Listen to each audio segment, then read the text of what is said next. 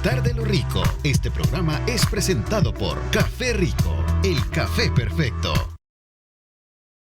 En buena hora, como siempre, aprovechamos a usted de invitarlo a degustar un buen café, y qué mejor Café Rico, el café perfecto de la mañana. Damos la más cordial bienvenida en esta segunda parte del programa al ingeniero Jorge Castaneda, presidente de la Autoridad Salvadoreña del Agua. Gracias por acompañarnos. ¿Cómo está? Bienvenido. Buenos días, Ernesto. Un placer estar por acá para contar sobre buenas nuevas, hablar sobre todo de la protección de las zonas de recarga acuífera que se está haciendo. El gobierno del presidente Bukele, desde antes de que él fuera electo presidente, pues hizo una promesa, y esta promesa era la protección del recurso hídrico a través de la no privatización del agua, y la no privatización del agua también implica pues la protección de las fuentes de agua. Así que vamos a hablar un poco de eso, más las sanciones que se han seguido imponiendo, porque pues sí hay personas que no entienden a la buena, ¿verdad? Ok, vamos a ver, antes de hablar de protección, vamos a hablar de regulación, sanción. Me gustaría que habláramos un poco sobre el tema de la captación, porque estamos en pleno invierno, tenemos mucha agua, y hay quienes sostienen que desperdiciamos esa agua, ¿no? Bueno, decir lo siguiente: afortunadamente tenemos una bendición caída del cielo, buena cantidad de agua lluvia. Buena cantidad de agua tenemos. Si almacenáramos, Ernesto, todo el agua lluvia durante los 6 meses de la estación lluviosa, pues El Salvador tendría la capacidad, si fuese toda una piscina, ¿no? Sería una profundidad de casi 2 metros. Eso sería la cantidad de agua. Imagínense, una piscina del tamaño de todo el territorio salvadoreño hasta una profundidad de 2 metros. Entonces, esa cantidad de agua, lluvia que Dios nos regala del cielo, es importante aprovecharla. Por un lado, se puede captar el agua lluvia. Esto lo han hecho los antepasados, ¿no? De forma artesanal. La gente lo que hace es que de pronto del techo pues pone su barril y aprovechan el agua. Eso es captar agua. Eso era antes. Yo recuerdo, mis abuelos lo hacían, ¿no? En el campo, ¿verdad? Incluso para el ganado hacían como una especie de pozas artificiales, y ahí quedaba esa agua, ¿verdad? Así es, pero nosotros vamos un paso más allá. Obviamente ya los tiempos cambiaron. Sí, así es. Por ejemplo, si el depósito de agua fuera de este tamaño, captar el agua lluvia sería simplemente limitarnos al volumen de este vaso. Sin embargo, lo que estamos haciendo es cosechar agua lluvia. ¿Qué significa esto? Que con la capacidad de este vaso podemos producir hasta 10 veces más el volumen de este vaso. ¿A dónde hay que almacenar el agua? Bueno, el lugar hidrológicamente más correcto para almacenar el agua para todo el proceso de purificación es en el suelo. Así que el suelo sirve como una esponja, y eso es lo que precisamente se ha hecho en un proyecto que es un proyecto disruptivo, que ha llamado la atención de universidades de Alemania, ha llamado la atención, incluso hemos tenido visitas de personal de Costa Rica, del Ministerio de Medio Ambiente y Energía, lo que se ha hecho en Chalatenango, precisamente en el corredor seco, donde estamos cosechando, Ernesto, 100,000 metros cúbicos de agua en el suelo, con unos reservorios que son 2 reservorios que tienen la capacidad de 2,000 metros cúbicos y 2,000 metros cúbicos cada uno. Y alguien podría decir, bueno, pero si solo son 2,000 metros cúbicos más 2,000, 4,000, ¿cómo es posible que luego se vayan a producir, en este caso, 100,000 metros cúbicos de agua? Es porque el agua la estamos cosechando en el suelo, y esa es la forma más inteligente de captar el agua lluvia, cosechar el agua lluvia y garantizar que las fuentes de agua siempre tengan un flujo subsuperficial, y esto implica pues que los ríos siempre mantengan algo que se llama caudal base y que no solamente sean quebradas estacionarias. ¿A dónde están esas en obras? La Reina Chalatenango es que se han construido. Ya están funcionando. ¿Sí? Sí, ya están funcionando. Son 2, me decía. No. En este caso es un proyecto con enfoque de cuenca, donde se han construido 2 reservorios, se cosecha el agua lluvia en el suelo y tiene un enfoque de cuenca. Es decir, se está aprovechando, por ejemplo, las pendientes que generalmente causan problemas, erosión, deslizamientos. Así que se han hecho obras de conservación del suelo, y además aprovechamos, dado de que es una zona con vocación agraria por cuestiones ancestrales, ¿no? De tradición, es que hay mucho ganado, y bueno, el ganado pues produce estiércol. Así que utilizamos el estiércol de ganado para producir, Ernesto, Biofertilizante, energía de dos tipos. Energía como gas, ese gas va a una cocina y se puede cocinar utilizando el gas de los biodigestores, y estamos por implementar el último componente, que es la generación de energía eléctrica a través del estiércol de ganado. En este caso, eso es una forma, de hecho es la forma más inteligente de gestionar los residuos, porque se evita que se contamine el suelo, se contaminen las aguas, y se está ahorrando buena plata los agricultores en la zona. A ver, comencé con este tema porque si vamos a hablar precisamente de la protección del recurso hídrico, creo que tenemos que comenzar también pensando de que si no tenemos, por muchos recursos o por mucho que sea nuestra política de atención para preservar, conservar, pero si no tenemos precisamente el hecho de crear esos reservorios, un día nos vamos a quedar sin agua. Por lo menos, tal vez no sé en qué tiempo, y aunque sea catastrófico o apocalíptico, pues de hecho muchos especialistas en el área sostienen que si no cuidamos del agua, el día más temprano que tarde nos va a pasar la factura, ¿no? Bueno, ustedes... Pareciera ser un poco filosófico, ¿no? Pero creo que es importante, ¿no? Ernesto, se están construyendo cohetes para ir a Marte. Sí. O sea, eso está pasando hoy, eso no es ciencia ficción. No.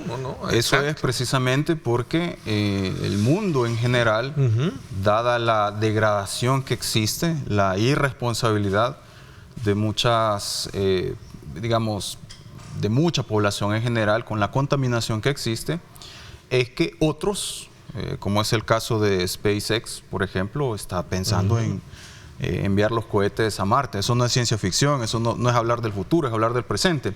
Entonces lo que tenemos que hacer en nuestro país, dado que tenemos aún la bendición de tener suficiente recurso hídrico, gracias a que Dios nos regala esa agua del cielo, pues es de conservarla, es de cuidarla. Cuidarla, captar el agua, usar el agua de forma muy eficiente, sobre todo en temas de riego, donde se utiliza cerca del 70% del agua en el país. Hay que ser más eficiente en el sistema de riego. El riego por gravedad es un riego que genera demasiados desperdicios. Ya estamos trabajando con el Ministerio de Agricultura en algunas zonas pilotos en donde se va a implementar sistemas de riego más inteligentes. Y por otro lado, importante es de que de nada sirve la lluvia, Ernesto, si es que no tenemos los medios naturales de filtración. Y para eso es importante aclararle a la población que hay zonas que son de recarga acuífera, que son las que hay que proteger y cuidar, y hay otras zonas que no son de recarga acuífera, y la forma más inteligente y sostenible de utilizar los recursos del Estado es proteger las zonas de recarga acuífera, aquellas que sí hay una relación directa de la cantidad de lluvia, la infiltración y luego el aparecimiento o digamos la alimentación de los mantos freáticos. Hay un caso muy particular, algo que sucedió en México, que había una zona en la que tenía una vocación agrícola y que invirtieron una gran cantidad de plata porque los pozos de donde estaban extrayendo el agua para riego comenzaron a disminuir. Entonces dijeron, bueno, ahí está la montaña. Se supone, el sentido común dice, bueno, de la montaña llega la recarga, y se gastaron una plata en reforestar una zona y resulta que los pozos siguieron bajando de nivel. ¿Por qué? Porque la zona de recarga estaba más lejos. ¿Sí? Eso es porque hay unos, digámoslo de forma sencilla. Todo proyecto de esa envergadura necesita un estudio técnico, científico, que permita ser certero en esa parte. Correcto, así es. Nosotros utilizamos las técnicas más avanzadas a nivel mundial. ¿Por qué la reina este proyecto? ¿Por qué se ubicó en ese sector? Esa es una excelente pregunta. Si funciona en la reina Chalatenango, donde tenemos suelos con mucho porcentaje de limo y arcilla, ubicado en el corredor seco de El Salvador y de Centroamérica, es decir, son las condiciones más desfavorables. Entonces, la hipótesis es, y lo que vamos a demostrar es, si funciona ahí, funciona en cualquier lado de El Salvador. Por eso es que en esa zona se ha instrumentado para tener la evidencia científica de que realmente se está generando la cosecha de agua. ¿Y cómo lo hacemos? Pues sencillo, midiendo. Tenemos 40 sensores de humedad del suelo distribuidos en toda la zona, y esos sensores están colocados a 25 centímetros de profundidad del suelo, 50 centímetros, 1 metro, 1,50 y 2 metros. Entonces podemos ver, bueno, de hecho es muy interesante. De hecho lo vamos a colocar el día de hoy en redes sociales. Okay. Durante los días muy lluviosos, hace un par de meses, pues dado de que esta información de la cantidad de humedad en el suelo, con estos 40 sensores distribuidos en toda la zona, transmiten en tiempo real. Nosotros desde el teléfono podemos ver cómo se mueve la humedad a 25 centímetros, a 50 centímetros. Entonces, tenemos la data de cómo se comportó esto durante esa época lluviosa. Datos increíbles que de hecho servirán para unas tesis de doctorado. ¿Sí? Además de eso, hemos colocado una estación meteorológica que mide la cantidad de lluvia, humedad relativa, temperatura, etcétera, más utilización de técnicas isotópicas, que esto lo hemos trabajado en conjunto con el organismo de energía nuclear. O sea, innovación al máximo para garantizar el mejor uso del recurso hídrico en la zona. Ingeniero, voy a hacer una pausa comercial. Me parece interesante detenernos un poquito en eso. Las condiciones del país en términos geográficos, entonces, si lo estamos haciendo en este sector de La Reina, bajo esa calidad topográfica, ¿no?, y consistencia del suelo, puede ser también aplicado en varias zonas del país. Esa es la primera pregunta. Y segundo, ¿debería de ser esto prioridad? Digo, prioridad en el sentido de darle, crear esos bancos de consistencia de agua, pero también de reservas de agua. ¿Qué pasa con los sectores como por ejemplo acá en el Jabalí, que tenemos mucha lava? Entiendo que permea muchísimo el agua. Sí. Y hay otras áreas que se tienen por ahí. Vamos a ir y luego hablar ya precisamente de lo que se está haciendo en cuanto a la protección del recurso hídrico, que es parte de la política que desarrolla la institución que usted preside. Voy a una pausa, no me cambie, regresamos 7:30.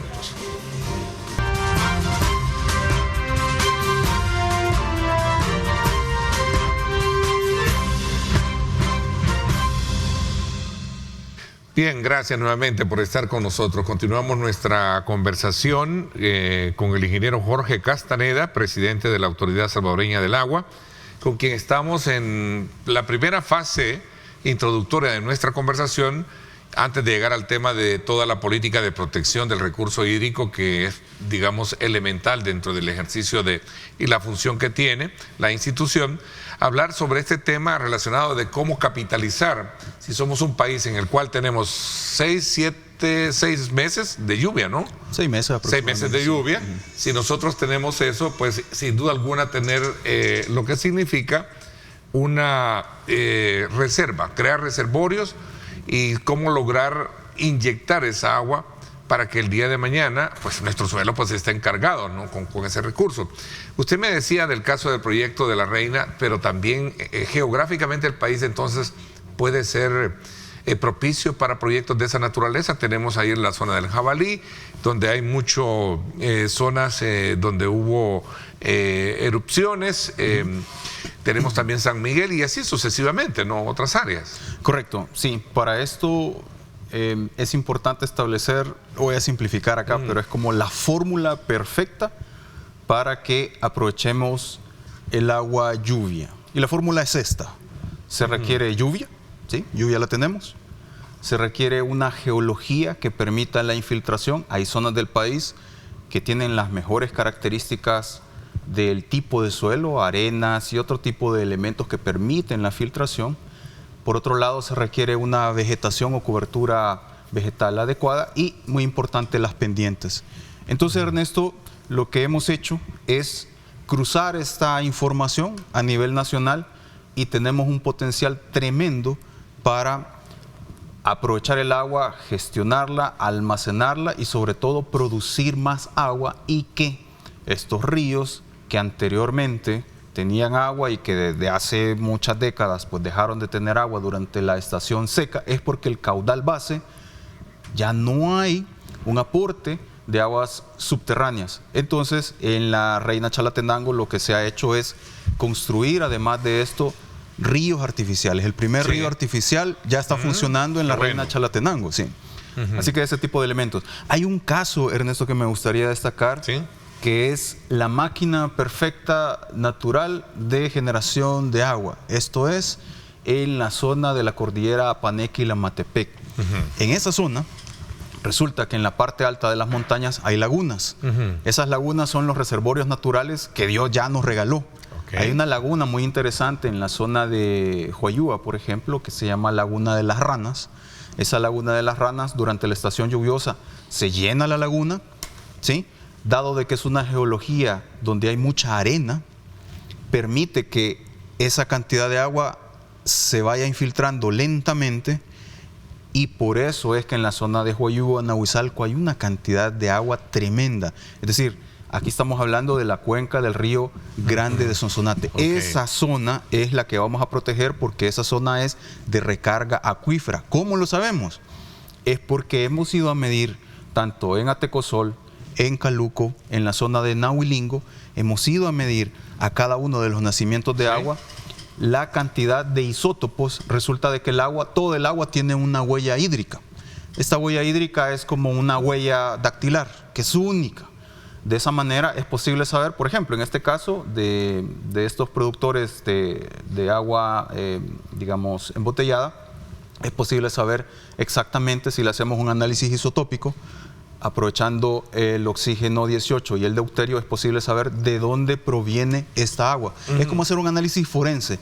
Así es como, después de hacer las mediciones en estos lugares, llegamos a establecer, repito, con evidencia científica, utilizando espectrómetros láser, etcétera, llegamos a establecer que esa es la zona de recarga. Así que eso es replicar a la naturaleza. Interesante ver todo ese capítulo de país que necesitamos todos tenerlo presente, y digamos en este caso la autoridad, en este muy particular, como algo que debería de ser primario para poderlo potencializar. Hay una pregunta ahí del público, gracias a todos los amigos que ya están activos enviándonos sus comentarios. Buenos días, le pregunto al presidente, ¿se puede tomar agua directo del chorro? Dice.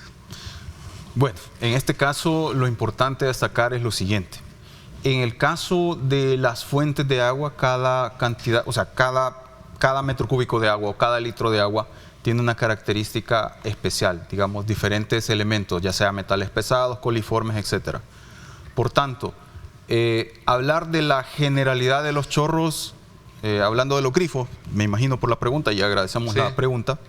Estamos aquí para responder a todas las preguntas, para servir a la población salvadoreña.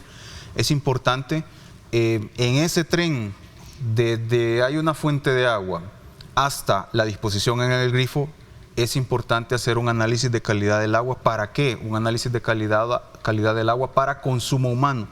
No es la misma calidad del agua que se requiere para riego o calidad de agua para, por ejemplo, abrevadero de animales, sino que en el caso del consumo humano hay características muy particulares. Hay una normativa que establece cuáles son los límites máximos permisibles para considerar que un agua tiene calidad para consumo humano. Entonces, esa es la respuesta larga. En corto, podríamos decir que es necesario hacer las pruebas de calidad de ese chorro en particular, porque, por ejemplo, en algunos casos, aunque la fuente de agua, por ejemplo, tenga la calidad adecuada, puede ser que hay personas que tienen cisternas. Entonces en la cisterna no le dan el mantenimiento a la cisterna y por tanto la contaminación se da en la cisterna. Así que hay que ver el sistema completo.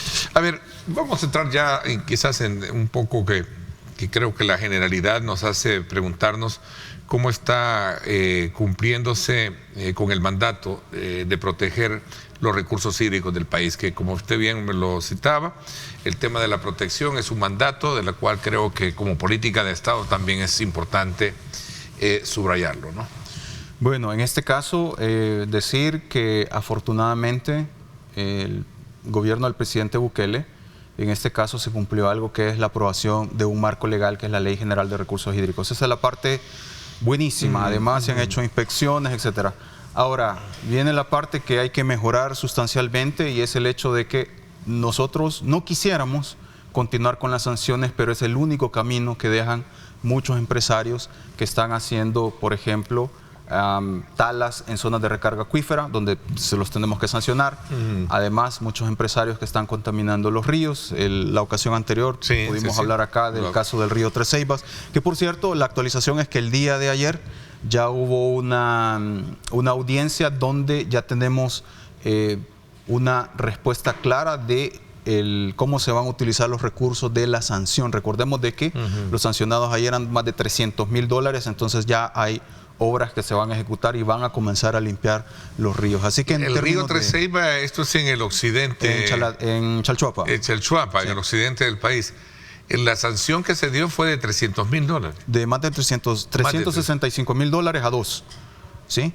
En este caso, eso es el monto, y luego lo que se hace es, bueno, las obras necesarias que estén incluso por encima de ese monto. De hecho, lo que se va a invertir ahí es cerca de $500,000, es lo que se va a hacer entre plantas de tratamiento de aguas residuales, más que se le ha exigido a estos que contaminaron de que no solamente limpien el desastre que hicieron frente a la zona de descarga del río, sino que también limpiarán kilómetros arriba y kilómetros aguas abajo, es decir, para que la población tenga también el beneficio ante la afectación que hubo en este caso al recurso. ¿Son empresas? Son dos. Dos empresas. Sí. Las que contaminaron este río. Así es, sí. ¿Son locales o de las que...? Sí, son locales.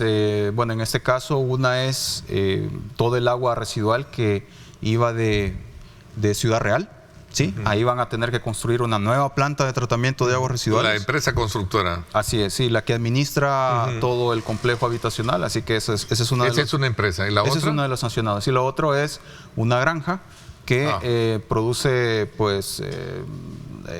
produce derivados del ganado, no hay cosas por el estilo. Entonces todo el estiércol de ganado lo que hacían es que lavaban los establos y cosas por el estilo, almacenaban todo eso en una pila y pues cuando llovió, pues ahí se fue todo. Entonces van a tener que remediar. ¿En todo esto negligencia o falta de un plan?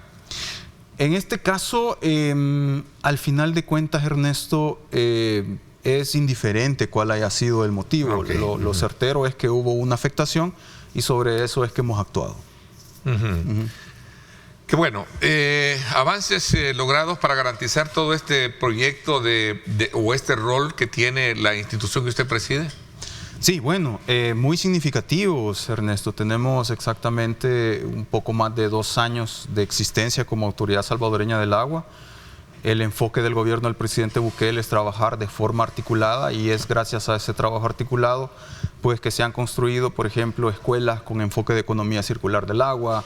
Hemos llevado tecnología de última generación a algunas escuelas, como es el caso de San Jerónimo en Nejapa, donde hay generadores de agua que producen agua de la atmósfera utilizando simplemente la energía solar. Es decir, hay 0 consumo energético en cuanto a pago de electricidad, no se utiliza ningún tipo de elementos químicos, y de esta forma se tiene agua de la mejor calidad. Ese es lo que estamos viendo en pantalla. Sí. Precisamente son esos hidropaneles, y en poco tiempo vamos a hacer un anuncio también de la otra escuela que se va a favorecer. Esto es bueno, lo vamos a adelantar desde ya, en la zona de Huachapán, zonas donde la población estudiantil no tiene otra fuente de agua, porque ahí perforar pozos es realmente improductivo. Entonces podemos ver cómo el futuro de nuestro país, y más bien el presente también, pues ahí se ven los niños disfrutando del agua, producto precisamente de la generación de agua a través de la atmósfera con energía solar, algo que le va a generar un ahorro al Estado de más de $900,000 durante los 15 años de vida útil que tiene este sistema. Ese sistema pues tiene un dispensador, que en este caso es un dispensador de acero inoxidable, que permite además ahorrar mucho en términos de plástico, ¿no? Botellas de plástico y cosas por el estilo. De hecho, tiene un contador automático que va indicando, por ejemplo, cuántos son las botellas de plástico que se ahorran. Y el agua sale fresca, es decir, sale fría. Así que lo mejor, como el presidente Nayib Bukele lo ha indicado, lo público tiene que ser mucho mejor que lo privado, y en este caso es el primer proyecto a nivel nacional, a nivel regional, que se lleva a cabo en El Salvador. Nadie más tiene esta tecnología. Ya la quisieran algunos privados tener esta tecnología, pero esta tecnología es parte de los esfuerzos del gobierno del presidente Bukele hacia la población estudiantil. En comparación con administraciones anteriores, entonces se ha cambiado todo el tema de la gestión y el tema de la protección, de lo que hemos hablado. Solo para entrar en un resumen, porque quiero hablar también de ese rol que tienen, creo que se le llaman guardianes del agua, ¿no? Sí. Y sobre todo cuando se trata de encontrar protección y cumplimiento de la ley, que creo que ahora se tiene, ¿verdad? Y eso es lo que en su momento remarca la necesidad que en el país cambiemos un poco la forma de ver el tema del agua. Vamos a hablar de esto cuando regresemos. Excelente. Pausa, no me cambie, regresamos 7:45 minutos.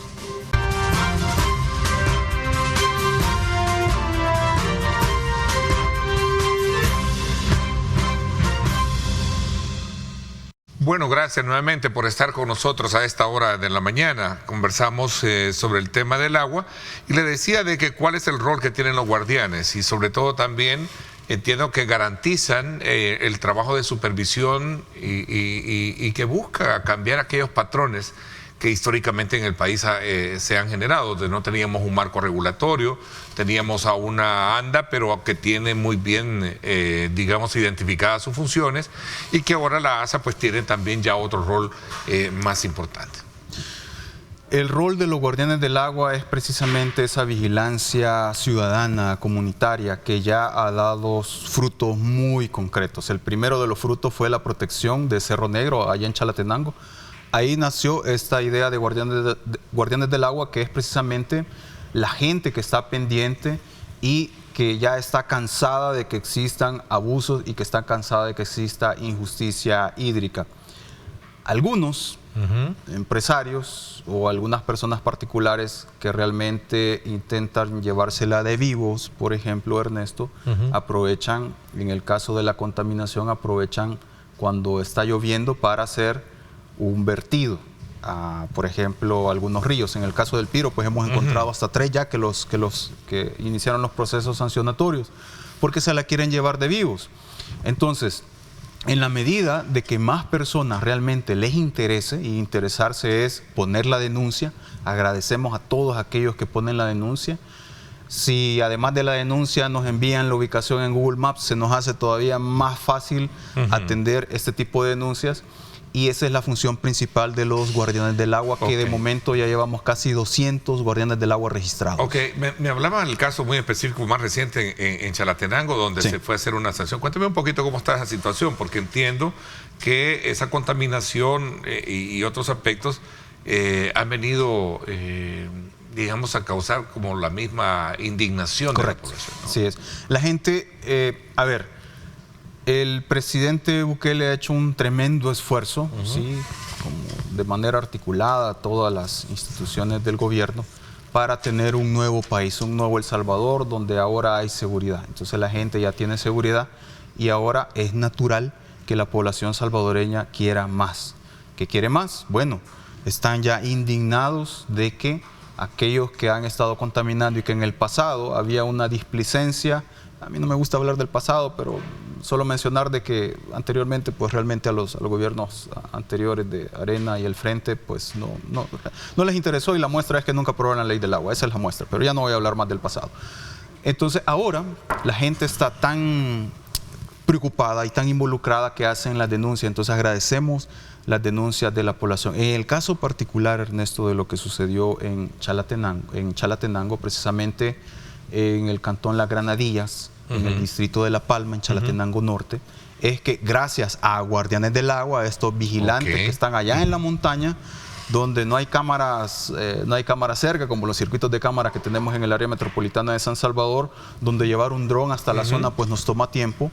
Entonces, afortunadamente allá están los guardianes del agua, siempre están vigilantes, y lo que ellos hacen es que se documenta, ¿no? Se documenta, y podemos ver, ahí están las imágenes de lo que sucedió. Fue una tala indiscriminada totalmente, donde se suponía que iban a hacer un aprovechamiento forestal, pero el aprovechamiento forestal debe ser sostenible. Es decir, ¿qué es un aprovechamiento forestal? Eso es muy importante, Ernesto, porque hay una gran confusión respecto a lo que implica el hecho del aprovechamiento forestal.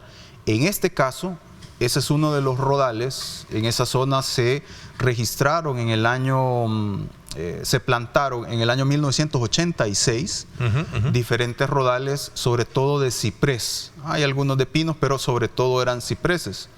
Entonces, ¿se sembraron esos árboles? Se sembraron con el objetivo de luego talar el árbol Ok. y luego generar pues los muebles que la gente pues Sí. utiliza, ¿no? Muebles de madera. Es decir, sembraron para sacar madera, lo que decimos a buen salvadoreño. Así es, sembraron para que en un futuro sacar madera. Así es. Así que Eso no se puede hacer. sí se puede hacer siempre y cuando se haga de forma responsable. De hecho, hay algo que se llama aprovechamiento forestal y hay una ley forestal Ajá. que es la vinculante con el aprovechamiento forestal. No Ok. es una cuestión de que dé permiso o no el Ministerio de Medio Ambiente, porque Medio Ambiente tiene que ver con lo que son actividades, obras o proyectos donde se hace un proceso de evaluación ambiental. Por ejemplo, si hubiese cambio de uso de suelo. En este caso era un aprovechamiento forestal y la ley que regula los aprovechamientos forestales es la ley forestal. Pero ¿qué sucedió ahí?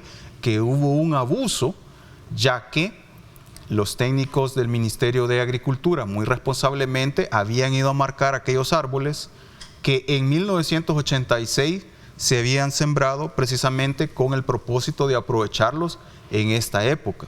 Sin embargo, la gente que comenzó a talar dijo, bueno, aquí nadie me ve, así que me dijeron que le diera a 10 árboles, le voy a dar a todos. Entonces, lo que hicieron fue que talaron completamente ese rodal. Así es que hubo un incumplimiento a ese registro forestal y nosotros actuamos porque esa zona está en la parte, digamos, alta y tiene todas las características para que sea la zona de recarga y aquí viene lo importante, Ernesto, que 9 nacimientos de agua tienen el potencial, eso lo vamos a determinar después de esta semana donde tengamos ya los resultados del laboratorio, dependen o pueden depender de esa zona. Por tanto, la primera acción que hicimos, y esto fue el día domingo, es que comenzamos ya con la plantación de pinos y cipreses. Más de 250 especímenes se plantaron en la zona. El día de hoy, por ejemplo, va a continuar la plantación de otra zona, de manera tal que recuperemos lo antes posible los servicios ecosistémicos. Obviamente, estos árboles que se plantaron el día domingo y los que se están plantando el día de hoy en la zona, pues tomará un tiempo para que estén dando los servicios ecosistémicos que daban los árboles anteriores, que son los que iban a quedar de alguna manera en pie, dado de que los otros fueron sembrados, como repito, en 1986 y otros en el 2001, precisamente para aprovecharlo. Así que además se ha pedido, se ha exigido a los propietarios, y ellos están, bueno, han tenido que cumplir obras de conservación de suelo. Dos preguntas. Una que está ahí, que creo que tiene que ver con aquella cobertura que dimos de un río en el sector de San Vicente, donde hubo peces muertos. Sí. Buenos días, Ernesto. ¿Cómo va el proceso del caso de San Vicente, que contaminaron el río y qué hizo que aparecieran peces y camarones muertos? ¿Qué fin tuvo eso? Bueno, en este caso probablemente, al no especificar lo del río, pero probablemente sea uno en donde habían unos vertidos. ¿Sí? En este caso hubo un proceso de investigación del gobierno de forma articulada, se identificó cuáles eran las potenciales fuentes de contaminación, se ha exigido, inició el proceso sancionatorio, ¿sí? Y se ha exigido que, primero que nada, es que no se vuelva a dar esa situación. Eso tenía que ver con unas descargas de aguas que estaban contaminando, donde había una zona que tenía vulnerabilidad.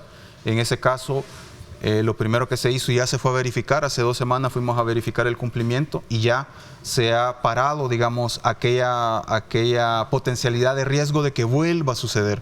Así que la conclusión es que hubo un proceso sancionatorio, se identificó la potencial fuente de contaminación y lo más importante es que ya se han ejecutado obras de protección para que eso no vuelva a suceder.